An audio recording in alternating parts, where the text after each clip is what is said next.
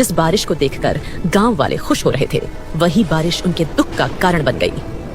तीनों जब अपने खेत पर पहुंचते हैं तो देखते हैं कि सारी फसल बर्बाद हो गई है। ये क्या, हमारे खेतों में तो पानी भर गया, हमारी सारी फसल बर्बाद हो गई।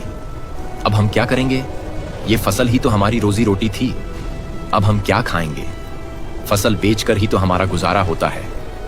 हर साल हमारे खेतों में इतनी अच्छी फसल होती है, लेकिन इस साल पता नहीं ऐसा क्यों हुआ। तीनों दुखी मन से अपने अपने घर वापस चले जाते हैं। फसल के बर्बाद हो जाने से मोहन बहुत चिंतित हो जाता है। वो अपनी पत्नी से कहता है, मीरा, हमारी इस बार की सारी फसल बर्बाद हो गई। इतनी भारी तूफानी बारिश होने की वजह से नदी का बांध टूट गया और हमारे खेतों की सारी फसल बर्बाद हो गई।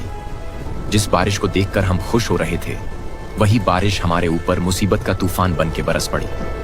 कोई बात नहीं, अब जो होना था वो तो हो गया। हम अब इसमें क्या कर सकते हैं? जो होता है अच्छे के लिए ही होता है। मैं, रामू और श्याम, हम तीनों मिलकर कल पैसों का कुछ न कुछ इंतजाम जरूर करेंगे। बस आज ये तूफान की रात कैसे भी करके बीत जाए। जैसे तैसे वो रात बीत जाती है। अगली सुबह तूफान भी खत्म हो जाता है। अरे मीरा, मैं रामू और श्याम के घर जा रहा हूँ। उन्हें साथ लेकर मैं पैसों का इंतजाम करने निकल जाऊंगा। मोहन रामू और श्याम के घर की ओर निकल पड़ता है। जब मोहन उनके घर पहुंचता है तो वो दोनों उसे घर के बाहर खड़े मिलते हैं।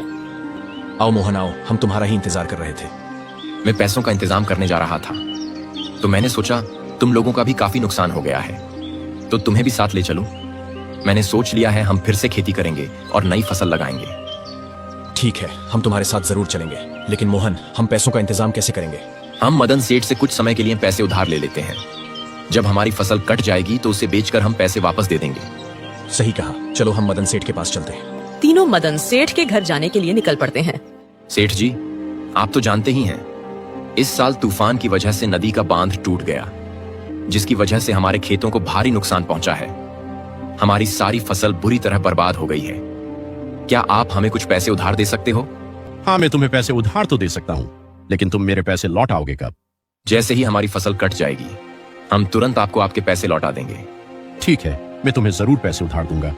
तीनों ने पैसे लेकर अपने घर के लिए खाने का सामान और खेतों के लिए बीज खरीदे। तीनों ने अपने खेतों में बीज बोने शुरू कर दिए।